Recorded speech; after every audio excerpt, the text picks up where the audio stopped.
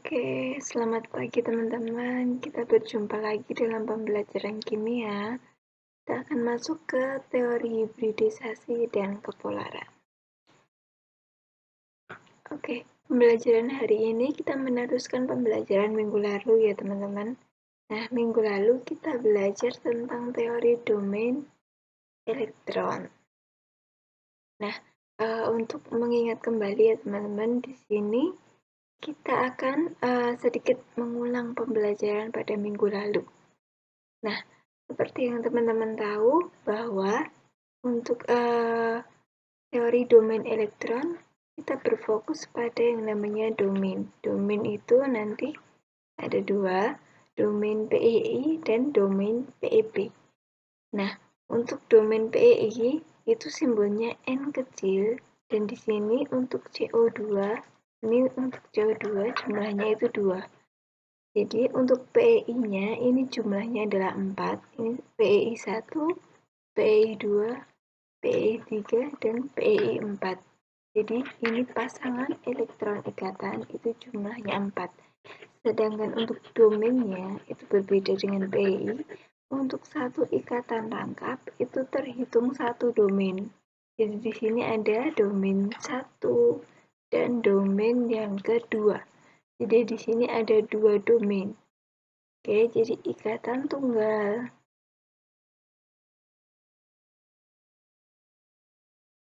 Ikatan rangkap. Rangkap itu rangkap 2 ya. Rangkap 2 ataupun rangkap 3 itu dihitung satu domain. Oke, jadi di sini untuk CO2 nanti strukturnya seperti ini. Nah, itu memiliki 2 domain PEI. N sama dengan 2. Lalu untuk PEB, itu yang kita lihat hanya atom pusat, di mana C ini sudah tidak mempunyai pasangan elektron bebas. Jadi di sini sudah tidak ada elektronnya. Oke, maka M sama dengan 0. Lalu untuk tipe molekulnya, nanti rumusnya seperti ini. Jadi kita masukkan A itu atom pusat, tetap ditulis X, lalu N itu adalah 2. Oke, kita masukkan N-nya 2. Lalu M-nya karena 0, maka E-nya tidak perlu ditulis. Jadi rumusnya adalah AX2. Oke, seperti itu ya teman-teman. Untuk AX2 sendiri, untuk nama bentuk molekulnya, itu teman-teman bisa lihat di tabel yang sudah ada di modul. Oke, nanti dilihat sendiri apa bentuk molekulnya dari AX2. Oke. Nah, sekarang kita masuk ke teori hibridisasi. Hibridisasi adalah penggabungan orbital-orbital atom dari bentuk dan tingkat energi yang berbeda menjadi orbital-orbital yang bentuk dan tingkat energinya itu sama. Ini contohnya ya teman-teman, ada senyawa CH4. Oke, CH4. Kita akan menggunakan teori hibridisasi. Jadi kita tulis dulu untuk C itu nomor atomnya 6, di mana konfigurasinya 1s2, 2s2, dan 2p2. Lalu kita gambarkan dalam bentuk orbital. Teman-teman masih ingat ya, orbital. Orbital itu adalah tempat atau kebolehjadian di mana elektron itu berada. Untuk S sendiri, nanti orbitalnya itu jumlahnya 1, atau kotaknya itu jumlahnya 1, dilambangkan dengan kotak seperti ini. Dan satu kotak ini atau satu orbital ini maksimal ditempati oleh 2 elektron. Jadi harus penuh. Oke, jadi untuk S itu jumlah orbitalnya 1. S jumlah orbitalnya 1. Lalu untuk P jumlah orbitalnya adalah 3. Ini untuk mengingat kembali ya teman-teman. Lalu untuk D, jumlah orbitalnya nanti 5. Jadi setiap penambahan itu akan ditambah 2 orbital atau 2 kotak. Lalu untuk F, itu jumlah orbitalnya 7. Jadi ada S, P, D, F. Oke, ini ada di semester 1 yang kemarin. S, P, D, F. Oke, lalu di sini untuk 1 S2, ya maaf, Ibu sambil ngecas 1 S2 karena di situ ada 2 elektron, maka dalam satu orbital itu ada 2 ya panahnya, ke atas dan ke bawah. Panahnya itu pengisiannya ke atas dulu. Ini 2, berarti ada 2 elektron. Lalu untuk 2S2 sama, ini yang beda hanya kulitnya, kulit 1 dan kulit 2. Oke, jadi ini S, berarti jumlah orbitalnya itu 1. Berarti kotaknya 1, lalu di sini pangkat 2, berarti jumlah elektronnya itu 2. 1S2. Ini kulit ya teman-teman. Lalu ini S itu adalah subkulit. Untuk mengingat kembali, lalu 2 ini pokoknya yang pangkatnya itu adalah jumlah elektron. Jumlah elektron. Berarti kalau ini pangkatnya 2, berarti jumlah elektronnya itu 2. Berarti nanti jumlah panahnya itu 2.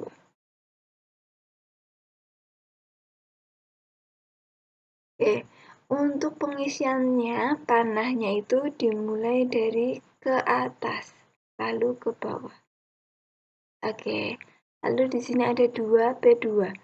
P, berarti orbitalnya ada 3. Oke, lalu di sini elektronnya 2, berarti kita ke atas semuanya dulu. Jadi, kalau sudah ke atas semuanya, nanti baru diisi berpasangan atau ke bawah.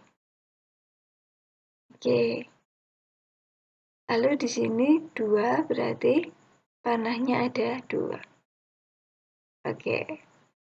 Lalu di sini C itu akan berhubungan dengan 4H. 4 atom H. Berarti si C harus menyediakan ruang sejumlah 4. Nah, teman-teman, nanti pengisiannya itu bukan seperti ini ya. Ini 1, ini 2, ini 3, ini 4. Nah, ini salah. Jadi, untuk setiap panah itu tuh harus berpasangan 1 dengan punyanya C. Sedangkan di sini C-nya itu yang tidak berpasangan hanya 2. Oke, jadi membutuhkan 4 panah atau 4 elektron yang dia itu sendirian. Jadi di sini yang sendirian itu cuma 2 awalnya. Nah, gimana caranya si C ini berhubungan dengan 4H itu? Maka, 1 elektron di orbital 2S tereksitasi untuk menyediakan 4 ruang. Jadi tereksitasi itu dia berpindah ya teman-teman. Oke, jadi yang tempatnya 2S2 ini, nah ini yang panahnya ke bawah, dia akan berpindah atau tereksitasi ke sebelah sini. Nah, menjadi yang nomor 2 ini. Oke, jadi ini panah 1, panah 2, panah 3, panah 4. Oke, jadi ada 4 panah atau 4 elektron yang kosong. Sehingga nanti si H ini dapat masuk ke tempatnya C. Jadi ada 4 orbital kosong. Ya, tadi tereksitasi. Lalu untuk hibridisasinya, nah setelah di sini itu tereksitasi, mereka itu bergabung menjadi satu teman-teman. Jadi kotaknya nanti dia bergabung menjadi satu. Orbitalnya menjadi satu. Jadi 4 orbital gini ya teman-teman. Nah, di sini kalau sudah bergabung, orbitalnya menjadi orbital sp. Ini awalnya S, oke, jadi satu orbital itu S, lalu yang 3 orbital Yang 3 orbital ini orbital p. Lalu ketika mereka digabungkan menjadi orbital sp. Seperti itu ya teman-teman, sp. Jadi kotaknya 4 orbital. Lalu ditulis lagi, tadi awalnya ini punyanya C, panahnya ke atas semua. Lalu nanti dilengkapi dengan punyanya H, panahnya yang ke bawah. Oke, lalu di sini itu namanya adalah sp3 karena satu orbital S ini dipakai, lalu 3 orbital P juga terpakai. Jadi di sini sp pangkat 3. S pangkat 1, jadi orbital S-nya 1 yang terpakai, dan 3 orbital P yang terpakai, jadi sp3. Lalu untuk geometri molekulnya namanya adalah tetrahedron atau tetrahedral, sama saja. Atau tetrahedra. Nah, ini itu bisa dilihat.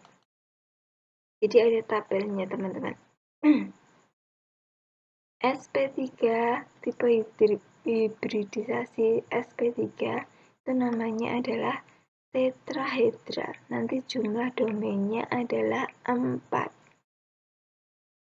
Tuh, nanti bisa dipelajari tabel ini itu juga ada di modul.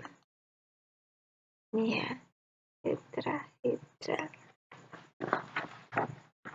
Oke, jadi jumlah domainnya itu 4. Kalau digambarkan nanti seperti ini.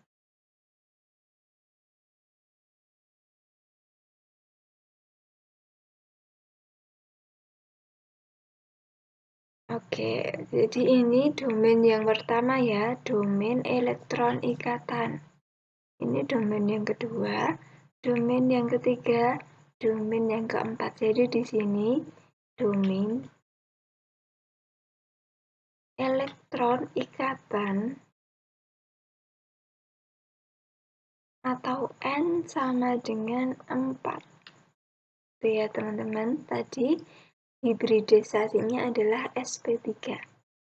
Oke, untuk C 6, 1s2, 2s2, 2p2. Ini 2p2. Jadi ini jumlahnya 6 elektronnya, sesuai dengan nomor atom. Lalu kita gambarkan orbitalnya. Untuk S itu orbitalnya 1, P itu 3. Kita masukkan yang S itu penuh dulu, ini S, lalu di sini S juga penuh. Lalu P yang di sini panahnya harus naik semuanya dulu. Naik dulu, baru nanti penuh. Lalu dia mengalami eksitasi menuju ke sini, dan seperti ini untuk eksitasinya. Hasil eksitasi. Nah, di sini nanti dia harus bergabung membentuk SP. Ini S, ini P, jadi ini SP.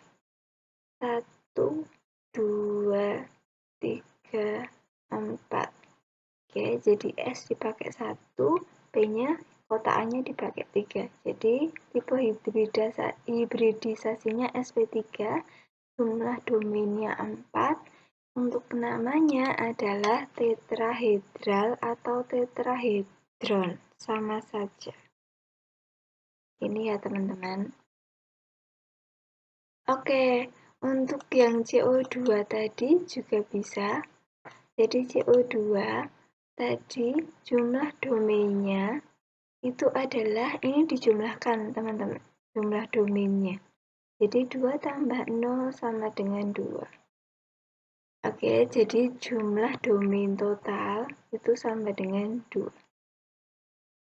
Jumlah domain total.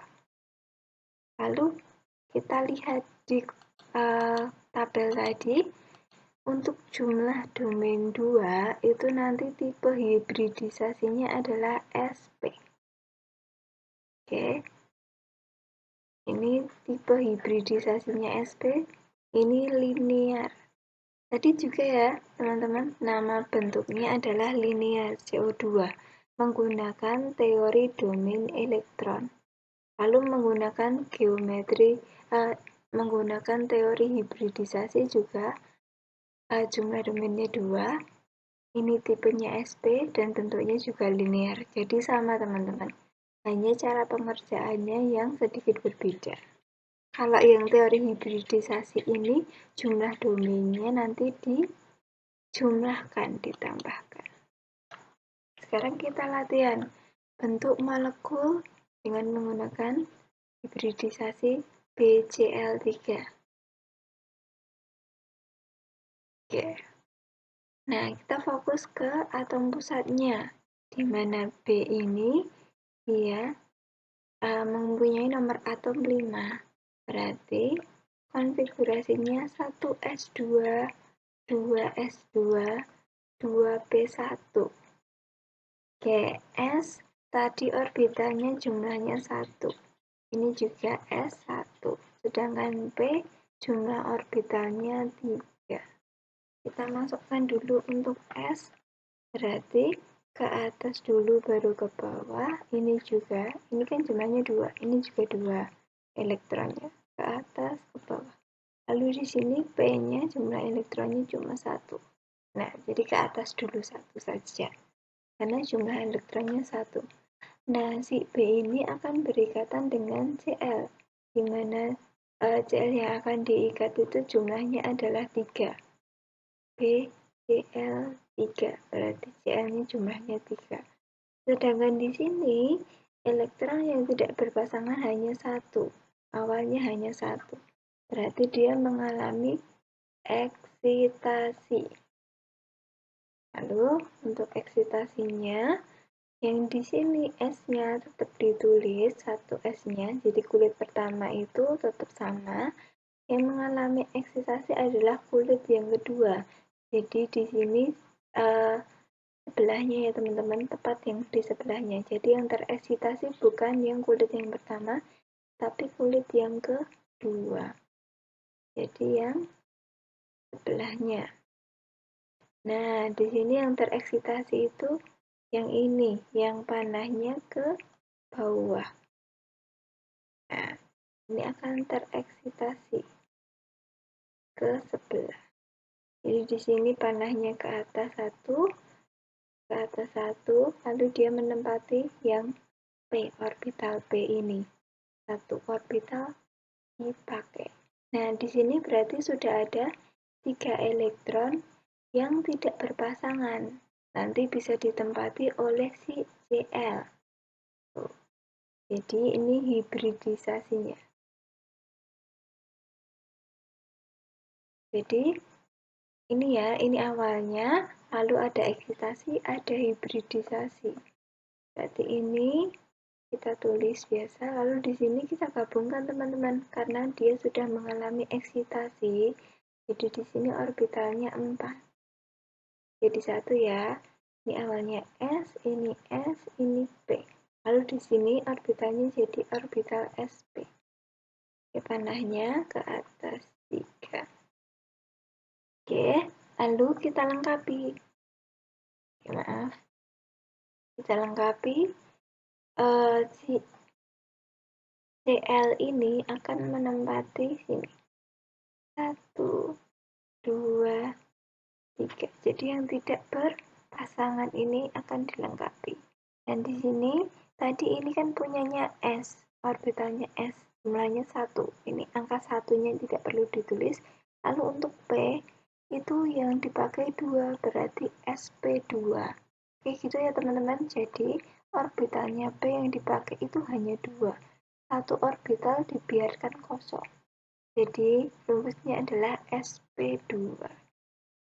Oke, lalu kita lihat bentuk molekulnya itu apa dengan rumus sp2. Jadi BCl3 itu tipe hibridisasinya, ini ditulis tipe hibridisasi sama dengan sp2. Lalu di bawahnya bentuk molekul Nah, ini kita lihat dalam tabel. Setelah kita lihat dalam tabel, bentuk molekulnya adalah segitiga datar. Penyebutannya ada 3. Ada segitiga datar, ada segitiga planar, ada trigonal planar. Jadi, lihat di tabelnya itu yang mana sih, Bu? Yang ini. Oke, tipe hibridisasinya adalah sp2. Penyebutannya yang ini. Geometri orbitalnya namanya segitiga sama sisi, boleh segitiga planar, segitiga datar. Tipe hibridisasinya sp2, jumlah domainnya itu 3. Oke, sekarang kita lanjut ke kepolaran molekul. Molekul dengan ikatan polar itu dapat bersifat polar, dapat juga bersifat non-polar, bergantung pada geometri atau bentuk molekulnya. Jadi teman-teman, kalau bentuknya itu simetris, artinya dia non-polar. Simetris itu berarti ada PEB-nya ya teman-teman. Tidak ada PEB-nya, maaf. Tidak ada PEB. Contohnya misalnya linear. BCl2, BeCl2, BeCl2. Ini linear, tidak ada PEB. Dia berarti simetris. Kalau yang ada PEB, itu contohnya adalah H2O. Nah, di sini O itu mempunyai 2 PEB. Nah, dia itu non-simetris, tidak simetris karena ada PEB. Nanti dia polar. Ini yang tidak ada PEB. Contohnya yang BeCl2. Lalu teman-teman, kalau misalnya kalian lihat, di sini ada 2 ikatan kovalen, di mana ini molekul H2. Nah, ciri-cirinya ini kan elektronnya ada di tengah teman-teman. Kalau ada di antara, itu berarti nanti dia termasuknya adalah molekul non-polar. Nah, jadi elektronnya ada di tengah. Lalu di sini untuk HCl itu elektronnya itu cenderung ke salah satu elektron. Jadi di sini tuh cenderungnya ke Cl, itu disebut polar, senyawa polar. Jadi di sini nanti kalian juga bisa lihat gimana sih Bu cara menentukan dia cenderung ke salah satu atom. Nanti kalian lihat di tabel keelektronegatifan.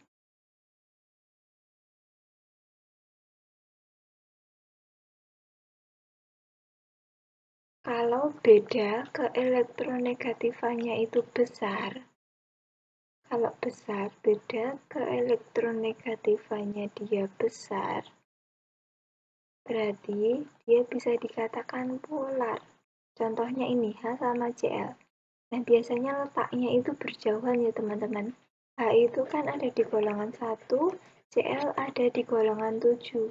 Jadi nanti beda keelektronegatifannya besar. Artinya dia polar. Kalau beda keelektronegatifannya itu kecil atau tidak ada beda sama sekali, nanti bisa dikatakan kepolaran molekulnya adalah non-polar. Contohnya adalah H2. Kalau dikurangkan kan nanti beda keelektronegatifannya 0 karena sama-sama H, atom H. Itu ya teman-teman. Jadi ini sudah ada 2 cara. Yang pertama itu dengan mencari beda keelektronegatifannya. Yang kedua itu dengan melihat bentuk molekulnya. Bentuk molekulnya nanti simetris atau non-simetris. Lalu ini yang ketiga nanti dengan percobaan. Jadi di sini ada, ini kan buret ya teman-teman. Di dalam buret nanti diisi larutan, suatu larutan. Nanti diceknya dengan magnet. Jika dicek dengan magnet dia berbelok, artinya dia polar. Kalau dicek dengan magnet tapi dia tidak tertarik, berarti dia sifatnya adalah non-polar. Jadi ini dengan percobaan. Oke, lalu untuk satuannya itu, besarannya itu disebut dengan momen dipol. Oke, jadi di sini lambangnya seperti ini ya teman-teman, mu. Jadi di sini besaran dari kepolaran. Nanti kalau ditanya besaran kepolaran itu lambangnya adalah mu. Satuannya dB. Ini D. Jadi ini mu, momen dipol itu simbolnya mu, satuannya D. Nah, semakin besar momen dipol, semakin polar senyawa tersebut. Jadi kalau di sini ada tabel, lalu disajikan momen dipolnya, mu-nya. Kalian lihat di sini yang paling besar itu yang mana? Oke, di sini yang paling besar itu yang ini, SO2. Berarti di antara molekul ini, dia yang paling polar. Paling polar, bisa dikatakan seperti itu. Oke, sekarang kita lanjut. Jadi tadi kesimpulannya, kalau terdiri dari satu jenis unsur, nanti dia nonpolar. Contohnya H2. Ini kan penyusunnya hanya H. H dengan H. Sama kan teman-teman? Lalu ada O2. Nah, ini O dengan O. Pokoknya yang dia itu homo. Terdiri dari satu unsur penyusunnya. Ini hanya H dan ini hanya O. Kalau terdiri dari dua unsur, nanti dia itu untuk asimetris, itu nanti polar, teman-teman. Oke, jadi contohnya tadi adalah BeCl2. Nah, ini terdiri dari dua unsur, tapi bentuknya, maaf, ini bentuknya yang simetris. Ini yang H2O contohnya. Asimetris contohnya H2O. Lalu yang simetris contohnya adalah BeCl2. Lalu kecuali di sini yang asimetris, kecuali yang mempunyai rumus AX2E3 dan AX4E2. Jadi walaupun dia asimetris, dia nonpolar. Kedua tipe ini nonpolar. Nanti bisa dicek lagi. Oke. Lalu untuk yang simetris itu nonpolar. Oke, jadi simetris itu tidak ada PEB. Terdiri dari unsur C dan H itu juga nanti nonpolar. Contohnya adalah CH4. Dia simetris, dia nonpolar. Terdiri unsur C dan H. Lalu kalau senyawanya terdiri dari 3 unsur, nanti dia polar ya teman-teman. Contohnya adalah CH3COOH. Terdiri dari unsur C, H, dan O. Lalu ada H2SO4. H, S sama O. Nanti dia masuknya polar. Gitu. Jadi, senyawa tersebut terdiri dari berapa unsur? Kalau satu jenis berarti dia nonpolar. Contohnya ini, H2 sama O2. Kalau dua unsur dia bisa polar, bisa nonpolar. Nanti dilihat bentuknya asimetris atau dia bentuknya simetris. Oke, jadi diperhatikan juga tipenya yang ini di nonpolar. Kalau terdiri dari unsur C sama H, contohnya CH4 atau CH2, nah dia nonpolar. Nonpolar. Kalau terdiri dari 3 unsur, nanti dia polar. Gitu. Oke, terima kasih teman-teman. Ini sudah selesai.